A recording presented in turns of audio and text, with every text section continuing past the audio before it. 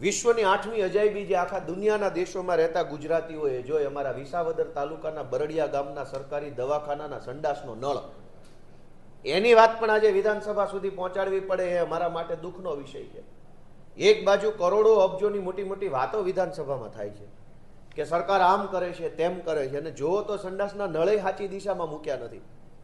તો એક નળ મૂકવાનો વેત નથી કે એ બાજુ નળ મૂકવાનો હોય, અને વાતો કરે છે વિશ્વગુરુ બનવાની.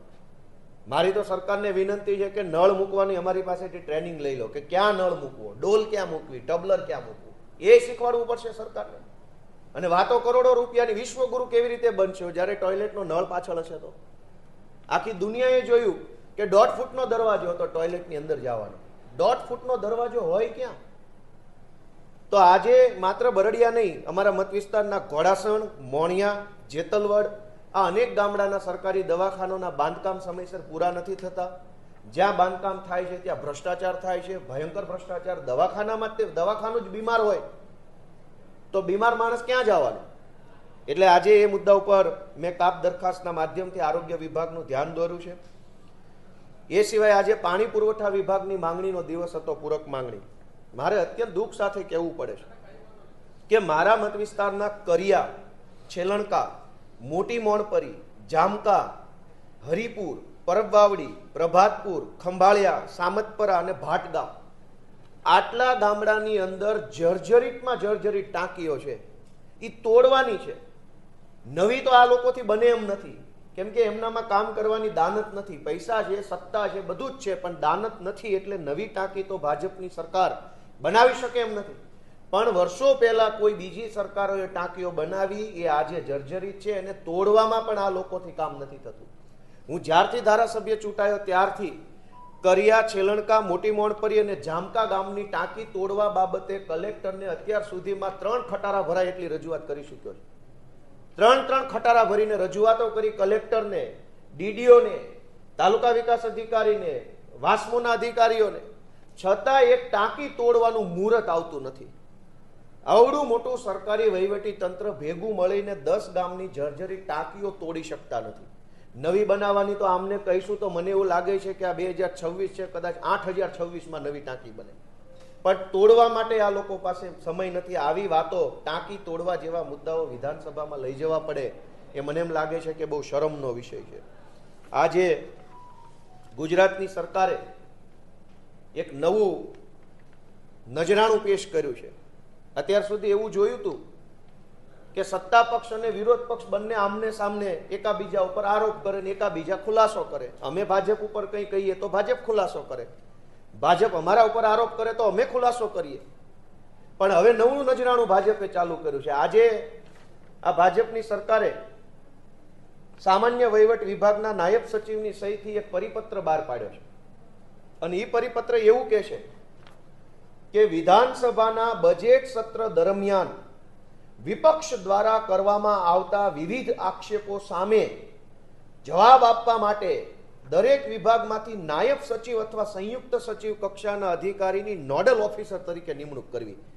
એટલે હવે ગોપાલ ઇટાલિયા એમ કહેશે ને કે અમારા વિસાવદરના બરડિયા ગામના દવાખાનામાં ભ્રષ્ટાચાર થયો છે, તો એનો જવાબ આપવા માટે સરકારનો મંત્રી નહીં આવે, નોડલ અધિકારી સચિવ આવશે કે ગોપાલ ઇટાલિયા ખોટો છે, આમ આદમી પાર્ટી ખોટી છે, મુર્દાબાદ મુર્દાબાદ. આ શું તમાશો કર્યો ભાજપે?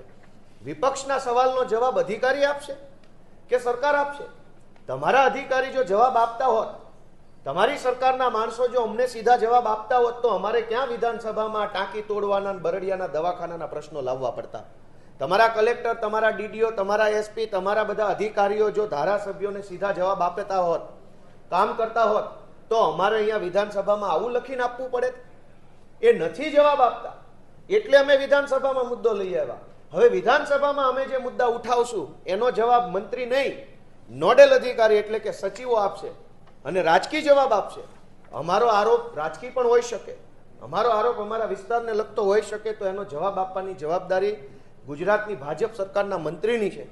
પણ હવે આ લોકો તો નથી બોલી શકે એમ, ખુલાસા નથી આપી શકે એમ. એટલે હવે પછી જે કાંઈ આરોપ કે પ્રત્યારોપ કે અમારી જે કાંઈ વાત અમે મૂકી, મેં નામ સાથે વાત મૂકી કે મારા મત વિસ્તારમાં હસનાપુર આખા ગામમાં માવઠાની સહાય નથી મળી. તો અધિકારી કે મંત્રી શું જવાબ આપશે? હું છાતી ઠોકીને કહું છું કે અમારા મત વિસ્તારમાં સહાય નથી મળી. તો હવે સહાય નથી મળી એનો ખુલાસો કૃષિ મંત્રીના બદલે નોડલ અધિકારી એટલે કે સરકારના સચિવ કરશે કે ગોપાલ ઇટાલિયા ખોટું બોલે છે, આમ આદમી પાર્ટી રાજકીય રીતે કામ કરે છે, આમ છે તેમ છે. એટલે વિપક્ષના જવાબ આપવા માટે સરકારી અધિકારીઓ છે, પણ ટાંકી તોડવા માટે સરકારી અધિકારી નથી. વિપક્ષને જવાબ આપવા હોય, વિપક્ષને ઘેરવા હોય, વિપક્ષને ખરાબ ચિતરવા હોય તો આખું સરકારી તંત્ર નવરું બેઠું છે. પણ એક કામ કરવું હોય, સારા રોડ બનાવવા હોય, સારા દવાખાના બનાવવા હોય, સારી શાળા બનાવવી હોય તો સરકાર પાસે કંઈ નથી, અધિકારી નથી, પૈસા નથી. આજે સરકારની આ માનસિકતા ખુલ્લી પડી ગઈ છે. અને આમાં એવું લખ્યું છે, મને તો એક એ આશ્ચર્ય થાય છે કે આમાં એવું લખ્યું છે કે સરકારના પ્રવક્તા મંત્રી કેબિનેટ બેઠક પૂર્ણ થયા બાદ મીડિયા સમક્ષ પ્રેસ કોન્ફરન્સનું આયોજન કરવામાં આવે છે.